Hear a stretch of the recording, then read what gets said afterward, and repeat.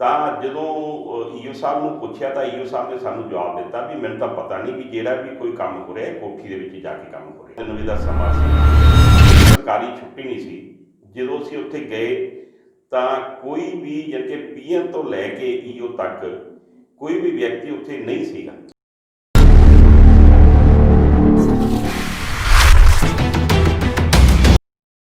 ਵਾਰਡਬੰਦੀ ਹੋ ਗਈ, ਉਹ ਜਾਂ ਤਾਂ ਅਸੀਂ ਕੋਈ ਮਿਊਨਿਸਪਲ ਲਿਮਟ ਵਧਾਈਏ ਫਿਰ ਹੋ ਸਕਦੀ ਹੈ।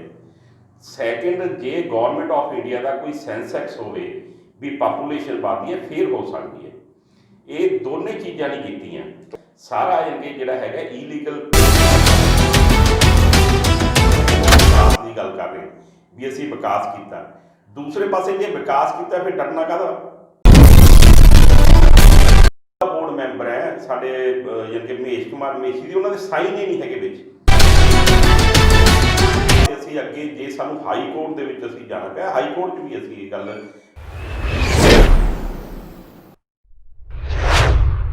ਸਤਿ ਸ਼੍ਰੀ ਅਕਾਲ ਦੋਸਤੋ, ਮੈਂ ਤੁਹਾਡਾ ਆਪਣਾ ਸਚਿਨ। ਆਪਾਂ ਅੱਜ ਮਿਲੇ ਹਾਂ ਜੀ ਵਾਰਡਬੰਦੀ ਨੂੰ ਲੈ ਕੇ। ਸੰਗਰੂਰ ਦੇ ਵਿੱਚ ਨਗਰ ਕੌਂਸਲ ਨੇ ਵਾਰਡਬੰਦੀ ਕਰ ਦਿੱਤੀ ਹੈਗੀ ਹੈ। ਵਾਰਡਬੰਦੀ ਨੂੰ ਲੈ ਕੇ ਕਾਂਗਰਸੀਆਂ ਦੇ ਆਪਣੇ ਤਰਕ ਨੇ ਤੇ ਅਕਾਲੀ ਬੀਜੇਪੀ ਇਹਦੇ ਨਾਲ ਬਹੁਤ ਗੁੱਸੇ 'ਚ ਹੈ। ਅਕਾਲੀ ਬੀਜੇਪੀ ਦਾ ਮੰਨਣਾ ਹੈ ਕਿ ਕਾਂਗਰਸ ਨੇ ਆਪਣੀ ਮੋਰਲੀ ਤੌਰ ਤੇ ਹਾਰ ਮੰਨ ਲਈ ਹੈ ਅਤੇ ਉਹ ਚਾਹੁੰਦੇ ਨੇ ਕਿ ਅਸੀਂ ਐਵੇਂ ਤੈਵੇਂ ਕਿਵੇਂ ਮਰਜ਼ੀ ਜੋ ਵੀ ਉਹਨਾਂ ਤੋਂ ਜ਼ੋਰ ਲੱਗਦਾ ਉਵੇਂ ਉਹ ਇਲੈਕਸ਼ਨਾਂ ਦੇ ਵਿੱਚ ਆਉਣ ਤੇ ਜਿੱਤ ਜਾਣ। ਇਹ ਹੋ ਸਕਦਾ ਹੈ? ਲੋਕ ਇਹ ਮੰਨਣਗੇ ਜਾਂ ਬੀਜੇਪੀ ਵਾਲੇ ਕੀ ਕਹਿੰਦੇ ਨੇ? ਸਾਡੇ ਨਾਲ ਅੱਜ ਸਰਜੀਵਨ ਜਿੰਦਲ ਜੀ, ਉਹਨਾਂ ਨੂੰ ਪੁੱਛਦੇ ਕਿ ਉਹ ਇੰਨਾ ਵਾਰਡਬੰਦੀਆਂ ਪਹਿਲਾਂ ਵੀ ਹੁੰਦੀਆਂ ਰਹੀਆਂ ਨੇ, ਹੁਣ ਵੀ ਹੋ ਗਈ, ਹੁਣ ਇਹੋ ਜਿਹਾ ਕੀ ਹੋ ਗਿਆ ਕਿ ਉਹ ਇੰਨੇ ਗੁੱਸੇ ਨੇ? ਉਹਨਾਂ ਦੇ ਟਾਈਮ 'ਚ ਵੀ ਹੋਈ ਸੀ 2015 ਦੇ ਵਿੱਚ, ਹੁਣ ਕੀ ਹੈ, ਹੁਣ ਕਿਉਂ ਹੈ? ਇਹ ਸਾਰੇ ਗੱਲਾਂ ਦੇ ਜਵਾਬ ਦੇਣ ਲਈ ਅੱਜ ਸਰਜੀਵਨ ਜਿੰਦਲ ਜੀ ਸਾਡੇ ਨਾਲ ਨੇ। ਜਿੰਦਲ ਸਾਹਿਬ, ਤੁਹਾਡਾ ਸਾਡੇ ਨਾਲ ਸਵਾਗਤ ਹੈ ਜੀ। ਜਿੰਦਲ ਸਾਹਿਬ, ਇੱਕ ਸਭ ਤੋਂ ਪਹਿਲਾਂ ਵੱਡੀ ਗੱਲ ਵਾਰਡਬੰਦੀ ਹੈ। ਵਾਰਡਬੰਦੀ ਇੱਕ ਰੂਟੀਨ ਦਾ ਪ੍ਰੋਸੈਸ ਹੈ। ਇਹ ਸਹੀ ਹੈ ਜਾਂ ਗਲਤ ਹੈ ਕਿ ਬਾਅਦ ਦੀ ਗੱਲ ਹੈ? ਕਿਉਂ ਪ੍ਰੋਬਲਮ ਕਿਉਂ ਹੈ ਤੁਹਾਨੂੰ?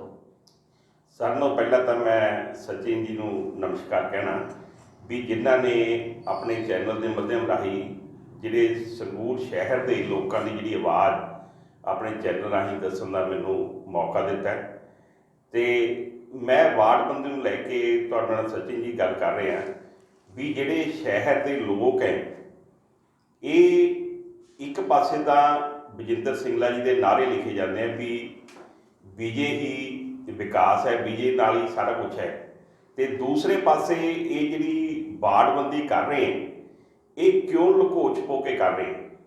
ਦੇਖੋ, 12 ਤਰੀਕ ਦੇ ਬਾਅਦ ਦੇ ਵਿੱਚ ਇੱਕ ਐਡ ਦਿੱਤੀ 4 ਲਾਈਨਾਂ ਦੀ ਵੀ ਤੁਸੀਂ ਕੋਈ ਵੀ ਵਾਰਡਬੰਦੀ ਸੰਬੰਧੀ ਕੋਈ ਡਾਕੂਮੈਂਟ ਹੈ ਜਾਂ ਨਕਸ਼ਾ ਹੈ ਜਾਂ ਡਰਾਫਟਿੰਗ ਸਪਲੀਮੈਂਟਰੀ ਹੈ ਜਾਂ ਕਿਹੜੇ ਵਾਰਡ ਦੇ ਵਿੱਚ ਕਿੰਨੀ ਪਾਪੂਲੇਸ਼ਨ ਹੈ ਵੀ ਉਹਦੇ ਸੰਬੰਧੀ ਤੁਸੀਂ ਨਗਰ ਕੌਂਸਲ ਦੇ ਵਿੱਚ ਜਾ ਕੇ ਦੇਖ ਸਕਦੇ ਹੋ। ਅਸੀਂ 12 ਤਰੀਕ ਨੂੰ ਮੈਂ ਤੇ ਹੋਰ ਸਾਡੇ ਸੀਨੀਅਰ ਜਿਹੜੇ ਭਾਰਤੀ ਜਨਤਾ ਪਾਰਟੀ ਦੇ ਆਗੂ ਨੇ, ਅਸੀਂ ਗਏ ਈਓ ਸਾਹਿਬ ਨੂੰ ਪੁੱਛਿਆ ਵੀ ਸਾਨੂੰ ਜਿਹੜਾ ਹੈਗਾ ਅੱਜ ਜਿਹੜੇ ਤੁਹਾਡੇ ਵੱਲੋਂ ਵੀ ਸਾਨੂੰ ਇਹਦੀ ਸਾਰੀ ਡਿਟੇਲ ਦਿੱਤੀ ਜਾਵੇ। ਤਾਂ ਜਦੋਂ ਈਓ ਸਾਹਿਬ ਨੂੰ ਪੁੱਛਿਆ ਤਾਂ ਈਓ ਸਾਹਿਬ ਨੇ ਸਾਨੂੰ ਜਵਾਬ ਦਿੱਤਾ ਵੀ ਮੈਨੂੰ ਤਾਂ ਪਤਾ ਨਹੀਂ ਵੀ ਜਿਹੜਾ ਵੀ ਕੋਈ ਕੰਮ ਹੋ ਰਿਹਾ ਕੋਠੀ ਦੇ ਵਿੱਚ ਜਾ ਕੇ ਕੰਮ ਹੋ ਰਿਹਾ। ਨਹੀਂ, ਇਹ ਈਓ ਸਾਹਿਬ ਨੇ ਆਪ ਕਿਹਾ? ਹਾਂ, ਈਓ ਸਾਹਿਬ ਨੇ ਬਿਲਕੁਲ ਕਿਹਾ ਵੀ ਇਹ ਕੋਠੀ ਦੇ ਵਿੱਚ ਹੀ ਸਾਰਾ ਪ੍ਰੋਸੈਸ ਹੋ ਰਿਹਾ ਹੈ। ਕੋਠੀ ਦਾ ਮਤਲਬ ਜੀ? ਕੋਠੀ ਦਾ ਮਤਲਬ ਜਿਵੇਂ ਸਾਡੇ ਕੈਬਨਿਟ ਮੰਤਰੀ ਦੀ ਕੋਠੀ ਦੇ ਵਿੱਚ ਵੀ ਸਾਰਾ ਸਿਸਟਮ ਚੱਲ ਰਿਹਾ। ਅੱਛਾ। ਅਤੇ ਉਸ ਤੋਂ ਬਾਅਦ ਚਲੋ ਉਸ ਦਿਨ ਅਸੀਂ ਆ ਗਏ ਅਤੇ ਨੈਕਸਟ ਡੇ ਅਸੀਂ 13 ਤਰੀਕ ਨੂੰ ਅਸੀਂ ਆਪਦਾ ਇੱਕ ਰਿਟਨ ਦੇ ਵਿੱਚ ਐਪਲੀਕੇਸ਼ਨ ਲੈ ਕੇ ਗਏ। ਮੈਂ ਸੀ, ਸਾਡੇ ਜ਼ਿਲ੍ਹਾ ਪ੍ਰਧਾਨ ਜੀ ਸੀ ਰਣਦੀਪ ਦਿਓਲ ਜੀ, ਸਾਡੇ ਸੀਨੀਅਰ ਆਗੂ ਜਤਿੰਦਰ ਕਾਲੜਾ ਜੀ, ਅਸੀਂ ਗਏ।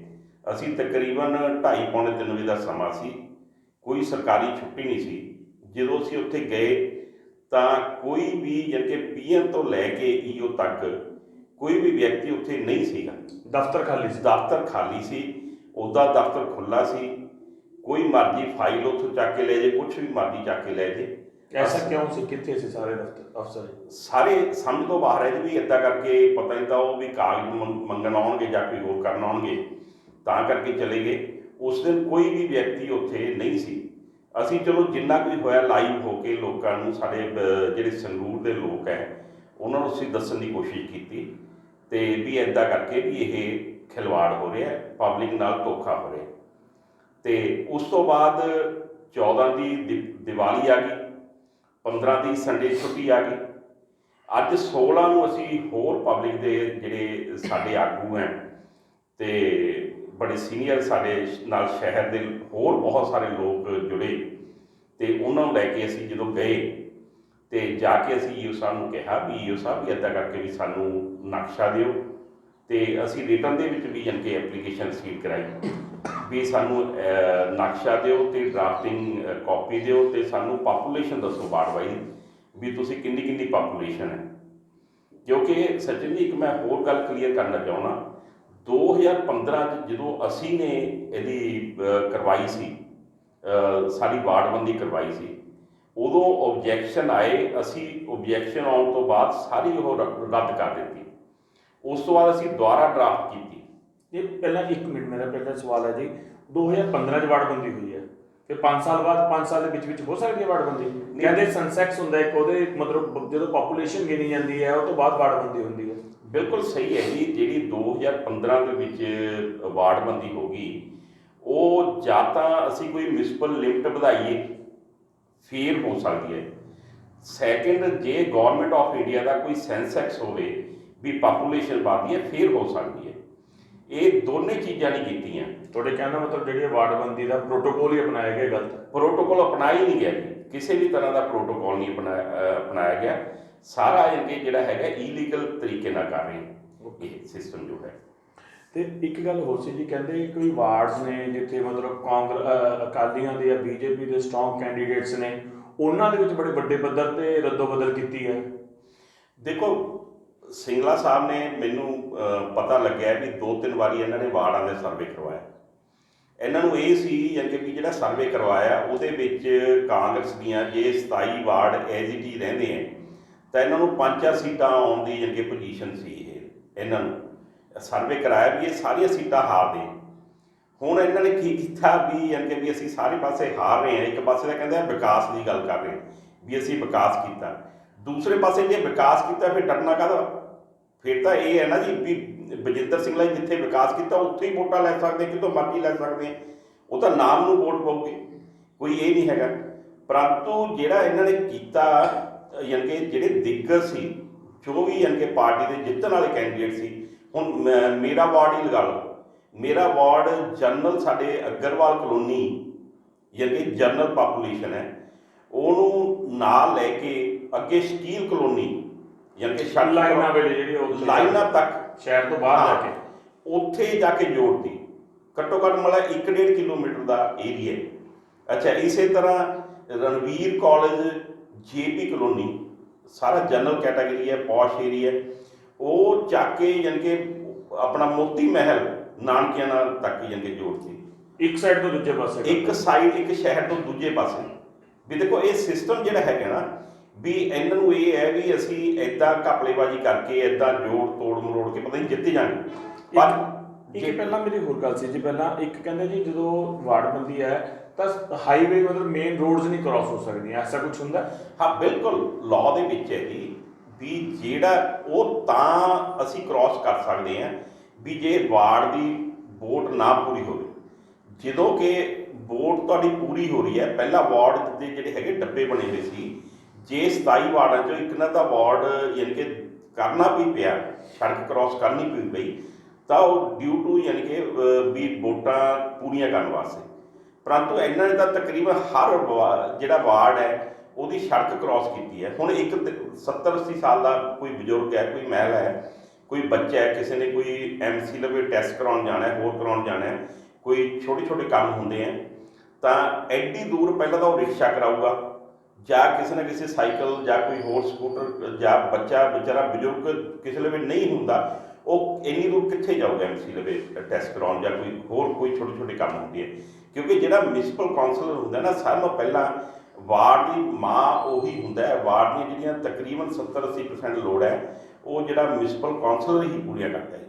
ਸਚਿਨ, ਇੱਕ ਹੋਰ ਗੱਲ ਸੀ, ਕਹਿੰਦੇ ਕਿ ਨਗਰ ਕੌਂਸਲ ਦੇ ਵਿੱਚ ਇਸ ਵਾਰ ਕੋਈ ਸਮਰੀ ਨਹੀਂ ਲਗਾਈ ਹੈ ਕਿ ਜਿਹੜੀ ਮਤਲਬ ਜੇ ਕੋਈ ਕੈਂਡੀਡੇਟ ਹੈਗਾ ਉਹਨੇ ਆਪਣਾ ਵਾਰਡ ਚੈੱਕ ਕਰਨਾ ਹੈ ਤਾਂ ਉਹ ਜੇ ਕੋਈ ਡਿਟੇਲ ਵੀ ਨਹੀਂ ਲਗਾਈ ਗਈ। ਇਹਨੂੰ ਤੁਸੀਂ ਕਿਵੇਂ ਦੇਖਦੇ ਹੋ? ਦੇਖੋ ਉਹੀ ਅਸੀਂ ਕਹਿ ਰਹੇ ਹਾਂ। ਅੱਜ ਅਸੀਂ ਜਦੋਂ ਉੱਥੇ ਗਏ, ਈਓ ਸਾਹਿਬ ਨੂੰ ਕਿਹਾ ਵੀ ਦਿਖਾਓ, ਉਹ ਕਹਿੰਦਾ ਕਿ 3 ਵਜੇ ਮੇਰੇ ਕੋਲ ਨਕਸ਼ਾ ਆਊਗਾ। ਫਿਰ ਉੱਥੇ ਘੱਟੋ ਘੱਟ 60-70 ਬੰਦੇ ਕਰੀਬ ਲਗਭਗ ਜਦੋਂ ਮੁਰਦਾਬਾਦ ਜਿੰਦਾਬਾਦ ਕੀਤੀ ਤੇ ਉਹ ਕੀਤਾ, ਫਿਰ ਈਓ ਸਾਹਿਬ ਇੱਕ ਪੁਰਾਣਾ ਜਿਹਾ ਨਕਸ਼ਾ ਲਏ। ਉਹ ਜਦੋਂ ਨਕਸ਼ੇ ਨੂੰ ਅਸੀਂ ਕਿਹਾ ਵੀ ਇਹਨੂੰ ਸਾਹਮਣੇ ਕੰਧ ਦੇ ਉੱਤੇ ਲਾਓ, ਵੀ 4 ਦਿਨ ਤਾਂ ਬੀਤ ਗਏ, 3 ਦਿਨ ਰਹਿ ਗਏ, ਵੀ ਲੋਕੀ ਓਬਜੈਕਸ਼ਨ ਕਿਵੇਂ ਕਰਨਗੇ। ਉਹ ਪੁਰਾਣਾ ਨਕਸ਼ਾ ਲੈ ਆਏ, ਉਹਨੂੰ ਨਕਸ਼ੇ ਨੂੰ ਜਦੋਂ ਟੇਬਲ ਤੇ ਇਹਨਾਂ ਨੇ ਉਹ ਕੀਤਾ ਦਿਖਾਉਣ ਲਈ ਸਾਨੂੰ ਦਿਖਾਇਆ, ਉਹਦੇ ਵਿੱਚ ਤੁਹਾਨੂੰ ਇੱਕ ਬੜੀ ਹਾਸੋਹੀਣੀ ਗੱਲ ਦੱਸਦਾ ਵੀ ਉਹਦੇ ਵਿੱਚ ਜਿਹੜਾ ਪੁਰਾਣਾ ਈਓ ਸੀ 2014 ਵੇਲੇ, ਅੱਛਾ ਜੀ, ਤੇ ਵਿਜੇ ਕੁਮਾਰ ਸੀ ਜੇਈ ਤੇ ਆਪਣਾ ਸਾਡੇ ਉਸ ਮੌਕੇ ਦਾ, ਤੇ ਐਮਈ ਸੀ ਉਸ ਮੌਕੇ ਦਾ, ਉਹਨਾਂ ਦੇ ਸਾਈਨ ਉੱਪਰ, ਯਾਨੀ ਕਿ ਜਿਹੜੇ ਹੈਗੇ ਜਿਹੜੇ ਮੌਜੂਦਾ ਐਸਡੀਐਮ ਸਾਹਿਬ ਹੈ ਤੇ ਜਿਹੜੇ 1-2 ਹੋਰ ਬੋਰਡ ਦੇ ਮੈਂਬਰ ਹੈ, ਉਹਨਾਂ ਦੇ ਸਾਈਨ। ਉਹਦੇ ਵਿੱਚ ਇੱਕ ਹੋਰ ਹਾਸੋਹੀਣੀ ਗੱਲ ਹੈ, ਜਿਹੜੇ ਮੌਜੂਦਾ ਬੋਰਡ ਮੈਂਬਰ ਹੈ ਸਾਡੇ ਯਾਨੀ ਕਿ ਮਹੇਸ਼ ਕੁਮਾਰ ਮੇਸ਼ੀ ਦੀ, ਉਹਨਾਂ ਦੇ ਸਾਈਨ ਹੀ ਨਹੀਂ ਹੈਗੇ ਵਿੱਚ। ਵੀ ਦੇਖੋ ਇਹ ਕੀ ਘਪਲਾ ਹੋ ਰਿਹਾ। ਨਹੀਂ, ਜਿਹੜਾ ਨਕਸ਼ਾ ਹੈਗਾ ਜੀ, ਤੁਸੀਂ ਕਹਿੰਦੇ ਪੁਰਾਣਾ ਨਕਸ਼ਾ ਦਿਖਾਤਾ ਉਹਨਾਂ ਨੇ 2014 ਵਾਲਾ, ਉਹ ਤੇ ਅਫਸਰਾਂ ਨੇ ਵੀ ਸਾਈਨ ਕਰ ਰੱਖੇ ਨੇ। ਅਫਸਰਾਂ ਨੇ ਸਾਈਨ ਕਰ ਰੱਖੇ ਜੀ, ਉੱਪਰ ਅਫਸਰਾਂ ਨੇ ਸਾਈਨ ਕਰ ਰੱਖੇ ਹੈ, ਨੀਚੇ ਜਿਹੜਾ ਹੈਗਾ, ਨੀਚੇ ਜਿਹੜੇ ਪੁਰਾਣਾ ਈਓ ਜਿਹੜਾ 2014 ਵੇਲੇ ਹੁੰਦਾ ਸੀ, ਜੇਈਓ ਨੂੰ ਹੁੰਦਾ ਸੀ, ਐਮਈਓ ਨੂੰ ਹੁੰਦੇ, ਉਹਨਾਂ ਦੇ ਸਾਈਨ ਨਾਲ ਨਹੀਂ। ਨਵੇਂ ਈਓ ਜਿਹੜਾ ਈਓ ਤੁਹਾਡੀ ਉਹਦੇ ਨਾਲ ਇਸ ਮਸਲੇ ਤੇ ਗੱਲ ਹੋਈ ਹੋਵੇ? ਬਿਲਕੁਲ ਹੋਈ ਜੀ, ਅਸੀਂ ਫੋਟੋਆਂ ਵੀ ਸਾਡੇ ਕੋਲ ਮੋਬਾਈਲ ਦੇ ਵਿੱਚ ਫੋਟੋਆਂ ਵੀ ਖਿੱਚੀਆਂ ਅਸੀਂ, ਉਹ ਸਾਰਾ ਕੁਛ ਯਾਨੀ ਕਿ ਅਸੀਂ ਸਾਰਾ ਰਿਕਾਰਡ 'ਚ ਲੈ ਲਿਆ। ਉਹਦੇ ਵਾਸਤੇ ਅਸੀਂ ਅੱਗੇ ਜੇ ਸਾਨੂੰ ਹਾਈ ਕੋਰਟ ਦੇ ਵਿੱਚ ਅਸੀਂ ਜਾਣਾ ਪਿਆ, ਹਾਈ ਕੋਰਟ 'ਚ ਵੀ ਅਸੀਂ ਇਹ ਗੱਲ ਪ੍ਰੋਡਿਊਸ ਕਰਾਂਗੇ ਵੀ ਇਹ ਜਿਹੜਾ ਨਕਸ਼ਾ ਹੈ ਇਹ ਯਾਨੀ ਕਿ ਪ੍ਰੋਪਰ ਨਹੀਂ ਬਣਿਆ ਹੈ, ਪ੍ਰੋਪਰ ਯਾਨੀ ਕਿ ਪੁਰਾਣੇ ਨਕਸ਼ੇ ਨੂੰ ਇਹ ਯਾਨੀ ਕਿ ਨਵੀਂ ਸੁਰਖੀ ਬਿੰਦੀ ਲਾਈ ਹੋਈ ਹੈ। ਠੀਕ। ਤੇ ਹੁਣ ਤੁਹਾਡੀ ਕੀ ਡਿਮਾਂਡ ਹੈ ਜੀ? ਤੁਹਾਨੂੰ ਕੀ ਲੱਗਦਾ ਕੀ ਹੋਣਾ ਚਾਹੀਦਾ ਇਹਦੇ ਵਿੱਚ? ਕਿਉਂਕਿ ਬੀਜੇਪੀ ਤੇ ਅਕਾਲੀ ਬਹੁਤ ਜ਼ਿਆਦਾ ਗੁੱਸੇ 'ਚ ਨੇ, ਪਿਛਲੇ 4-5 ਦਿਨਾਂ ਤੋਂ ਅਸੀਂ ਦੇਖ ਰਹੇ ਹਾਂ। ਤਾਂ ਤੁਹਾਡੀ ਡਿਮਾਂਡ ਕੀ ਹੈ? ਜੇ ਡਿਮਾਂਡ ਦਾ ਹੱਲ ਨਹੀਂ ਹੁੰਦਾ ਤਾਂ ਤੁਸੀਂ ਕੀ ਕਰੋਗੇ? ਦੇਖੋ, ਡਿਮਾਂਡ ਅਸੀਂ ਇੱਕ ਗੱਲ ਕਹਿਣੇ ਆ, ਕੈਬਨਿਟ ਮੰਤਰੀ ਜੀ ਨੂੰ ਜੇ ਇੰਨਾ ਹੀ ਮਾਣ ਹੈ, ਇਹ ਲੋਕ ਕਹਿੰਦੇ ਆ ਵੀ ਅਸੀਂ ਵਿਕਾਸ ਕੀਤਾ, ਫਿਰ ਇਹ ਛੋਟੇ ਇਲੈਕਸ਼ਨ ਤੋਂ ਕਿਉਂ ਡਰਦੇ? ਕਿਉਂ ਇਹ ਯਾਨੀ ਕਿ ਜਿਹੜੇ ਪਾਪੂਲੇਸ਼ਨ ਨਹੀਂ ਦਿਖਾਉਂਦੇ ਵਾਰਡ ਵਾਈਜ਼, ਨਕਸ਼ਾ ਨਹੀਂ, ਨਕਸ਼ਾ ਉਹੀ ਪੁਰਾਣਾ ਜਿਹੜਾ ਨਕਸ਼ਾ ਦਿਖਾਤਾ। ਬਾਕਾਇਦਾ ਸਚਿਨ ਜੀ ਡਾਇਰੈਕਟੋਰੇਟ ਵੱਲੋਂ ਡਿਊਟੀ ਲੱਗਦੀ ਹੈ, ਡਾਇਰੈਕਟੋਰੇਟ ਵੱਲੋਂ ਯਾਨੀ ਕਿ ਜਿਹੜਾ ਨਕਸ਼ਾ ਹੈ ਉਹਦੇ ਵਿੱਚ ਡੱਬੇ ਬਣਾਏ ਜਾਂਦੇ ਆ, ਡੱਬਿਆਂ ਦੇ ਮੁਤਾਬਕ ਯਾਨੀ ਕਿ ਪਾਪੂਲੇਸ਼ਨ ਚੱਕੀ ਜਾਂਦੀ ਹੈ, ਫਿਰ ਯਾਨੀ ਕਿ ਸਿਸਟਮ ਬਣਦਾ। ਪਰ ਇਹਨਾਂ ਨੇ ਤਾਂ ਕੁਝ ਕੀਤਾ ਹੀ ਨਹੀਂ, ਕਿਸੇ ਵੀ ਤਰ੍ਹਾਂ ਦੀ ਕੋਈ ਯਾਨੀ ਕਿ ਇੱਕ ਵੀ ਚੀਜ਼ ਹੈ ਇਹ ਦਿਖਾ ਦੇਣ ਵੀ ਅਸੀਂ ਇੱਦਾਂ ਕੀਤੀ ਹੈ। ਤਾਂ ਹੁਣ ਵੀ ਮੇਰੀ ਈਓ ਸਾਹਿਬ ਨਾਲ ਗੱਲ ਹੋਈ ਵੀ ਈਓ ਸਾਹਿਬ ਨਕਸ਼ਾ ਤੁਸੀਂ ਉੱਥੇ ਲਾਤਾ? ਕਹਿੰਦੇ ਜੀ ਨਹੀਂ ਲਾਇਆ। ਤੁਸੀਂ ਇਹ ਦੇਖੋ ਵੀ ਕੱਲ੍ਹ ਦਾ ਦਿਨ ਵਿਚਾਲੇ ਰਹਿ ਗਿਆ, 18 ਤਰੀਕ ਤੱਕ ਦਾ ਯਾਨੀ ਕਿ ਓਬਜੈਕਸ਼ਨ ਦੇਣੀ ਹੈ। ਤੁਸੀਂ ਦੱਸੋ ਵੀ ਲੋਕਾਂ ਨਾਲ ਕੀ ਹੋਇਆ ਹੈ? ਇੱਕ ਪਾਸੇ ਵਿਕਾਸ ਦੀਆਂ ਗੱਲਾਂ ਕਰ ਰਹੇ, ਇੱਕ ਪਾਸੇ ਯਾਨੀ ਕਿ ਇਹ ਚੀਟਿੰਗ ਕਰ ਰਹੇ। ਹੁਣ ਤੁਹਾਡਾ ਕੀ ਹੋਊਗਾ, ਅਗਲਾ ਐਕਸ਼ਨ ਪਲਾਨ ਕੀ ਹੈ? ਅਗਲਾ ਸੱਚੀ ਜੀ ਅਸੀਂ ਜਿਹੜਾ ਹੈਗਾ ਆਪਣੇ ਓਬਜੈਕਸ਼ਨ ਦੇਵਾਂਗੇ। ਦੇਖੋ ਅਸੀਂ ਪਬਲਿਕ ਜਿਹੜਾ ਓਬਜੈਕਸ਼ਨ ਲੈਣ ਹੀ ਨਾ ਦਿਓ, ਔਰ ਸਿਟੀ ਨਗਰ ਜੇ ਇੰਨਾ ਕੁਝ ਹੋ ਰਿਹਾ ਤਾਂ ਸ਼ਾਇਦ ਤੁਹਾਡਾ ਓਬਜੈਕਸ਼ਨ ਵੀ ਨਾ ਲੈਣ। ਦੇਖੋ ਜੇ ਉਹ ਨਹੀਂ ਕਰਨਗੇ ਤਾਂ ਅਸੀਂ ਸ਼ਹਿਰ ਦੀ ਪਬਲਿਕ ਨੂੰ ਬੁਲਾਵਾਂਗੇ, ਉਹਨਾਂ ਨੂੰ ਦੱਸਾਂਗੇ ਵੀ ਪਹਿਲੇ ਨੰਬਰ ਤਾਂ ਇਹ ਵਾਰਡਬੰਦੀ ਕਰ ਰਹੇ ਆ, ਕਿਸੇ ਵੀ ਤਰ੍ਹਾਂ ਦੀ ਇਹਨਾਂ ਦੀ ਬੁਨਿਆਦੀ ਨਹੀਂ ਕੀਤੀ ਕੋਈ। ਤੁਸੀਂ ਇੱਕ ਗੱਲ ਦੱਸੋ, ਮੈਂ ਤੁਹਾਨੂੰ ਇਹ ਕੁਐਸਚਨ ਪੁੱਟ ਕਰਦਾ ਵੀ ਤੁਹਾਡੇ ਲਵੇ ਕੋਈ ਰਕਸ਼ਾ ਵਾਲੇ ਦੀ ਕਿਸੇ ਦੀ ਆਵਾਜ਼ ਆਈ ਹੈ ਵੀ ਵਾਰਡਬੰਦੀ ਹੋ ਰਹੀ ਹੈ, ਦੱਸੋ ਤੁਸੀਂ ਉਹ ਹੈ ਜੀ? ਠੀਕ ਹੈ ਤੁਹਾਡੀ ਗੱਲ। ਦੇਖੋ ਸੱਚੀ ਜੀ ਗੱਲ ਇੱਦਾਂ ਵੀ ਇਹ ਜਿਹੜੀਆਂ ਹੁੰਦੀਆਂ 2015 ਵੇਲੇ ਅਸੀਂ ਬਿਲਕੁਲ ਵਾਰਡਬੰਦੀ ਕਰਾਈ, ਵਾਰਡਬੰਦੀ ਕਰਾ ਕੇ ਪ੍ਰੋਪਰ ਅਸੀਂ ਨਕਸ਼ਾ ਹਫ਼ਤਾ ਯਾਨੀ ਕਿ ਡਿਸਪਲੇ ਕਰਕੇ ਰੱਖਿਆ ਮਿਊਨਿਸਪੈਲਿਟੀ ਦੇ ਵਿੱਚ, ਤੇ ਬਾਕਾਇਦਾ ਵਾਰਡ ਵਾਈਜ਼ ਸਮਰੀ ਬਣਾ ਕੇ ਉੱਥੇ ਚਿਪੇ ਕੇ ਰੱਖੀ, ਤੇ ਕਿ ਕੋਈ ਵੀ ਵਿਅਕਤੀ ਕਿਸੇ ਵੀ ਤਰ੍ਹਾਂ ਦਾ ਕੋਈ ਇੱਕ ਵੀ ਓਬਜੈਕਸ਼ਨ ਨਹੀਂ। ਇਹ ਤਾਂ ਸਿਰਫ ਬਾਅਦ ਦੇ ਵਿੱਚ ਓਬਜੈਕਸ਼ਨ ਲੈ ਕੇ 2020 ਦੇ ਵਿੱਚ ਵਾਰਡਬੰਦੀ ਦਾ ਕਰਕੇ ਅਫਸਰਾਂ ਤੋਂ ਡਰਦੇ ਆ, ਕੋਠੀ ਬੁਲਾ ਕੇ ਇਹਨਾਂ ਤੋਂ ਸਾਈਨ ਕਰਾਏ ਜਾਂਦੇ ਆ, ਤੇ ਵੀ ਤੇਰੀ ਬਦਲੀ ਕਰ ਦਾਂਗੇ, ਤੇਰੀ ਪ੍ਰਮੋਸ਼ਨ ਲੈ ਦਾਂਗੇ, ਤੇਰਾ ਫਲਾਣਾ ਕਰ ਦਾਂਗੇ। ਉਹ ਵਿਚਾਰੇ ਡਰਦੇ ਮਾਰੇ ਸਰਕਾਰ ਦੇ ਯਾਨੀ ਕਿ ਤੱਤਾ ਹੈਰ ਕਰੀ ਜਾਂਦੇ। ਬਿਲਕੁਲ ਉੱਥੇ ਸਟਾਫ ਨਾਲ ਅਸੀਂ ਪਿਛਲੇ 3-4 ਮਹੀਨਿਆਂ ਤੋਂ ਅਸੀਂ ਟੱਚ ਆ, ਤੇ ਕਿਸੇ ਵੀ ਸਟਾਫ ਵਾਲੇ ਬੰਦੇ ਨੂੰ, ਕਿਸੇ ਨੂੰ ਹੋਰ ਨੂੰ ਕੁਝ ਨਹੀਂ ਪਤਾ ਵੀ ਕੀ ਹੋ ਰਿਹਾ। ਉਹ ਤਾਂ ਵਿਚਾਰੇ ਡਰਦੇ ਮਾਰੇ ਕਹਿੰਦਾ ਜੀ ਹਾਂ ਜੀ ਹਾਂ, ਨਾ ਜੀ ਨਾ। ਇਹ ਚੀਜ਼ ਹੈ। ਦੋਸਤੋ, ਤੁਹਾਨੇ ਸਰਜੀਵਨ ਜੀ ਦੀਆਂ ਗੱਲਾਂ ਸੁਣੀਆਂ। ਆਪਾਂ ਅਗਲੇ ਦਿਨਾਂ ਦੇ ਵਿੱਚ ਰੋਜ਼ ਕੋਈ ਨਾ ਕੋਈ ਆਪਣੇ ਲੀਡਰ ਨੂੰ ਲੈ ਕੇ ਆਵਾਂਗੇ ਤੇ ਉਹਨਾਂ ਤੋਂ ਉਹਨਾਂ ਦੇ ਵਿਚਾਰ ਸੁਣਾਂਗੇ ਵਾਰਡਬੰਦੀ ਨੂੰ ਲੈ ਕੇ। ਮਗਰ ਜੋ ਅੱਜ ਸਰਜੀਵਨ ਜੀ ਨੇ ਕਿਹਾ ਕਿ ਸਾਰਾ ਕੁਝ ਨਗਰ ਕੌਂਸਲ ਦੇ ਅਫਸਰਾਂ ਤੋਂ ਬਾਹਰ ਹੋ ਕੇ ਹੋ ਰਿਹਾ, ਇਹ ਬਹੁਤ ਸੋਚਣ ਵਾਲੀ ਗੱਲ ਹੈ। ਦੂਜੀ ਗੱਲ, ਜਿਹੜਾ ਵਾਰਡਬੰਦੀ ਹੋ ਰਹੀ ਹੈ ਇਹ ਸਹੀ ਹੈ ਜਾਂ ਗਲਤ, ਇਹ ਲੋਕਾਂ ਨੇ ਤੈਅ ਕਰਨਾ ਹੈ। ਸਤਿ ਸ਼੍ਰੀ ਅਕਾਲ।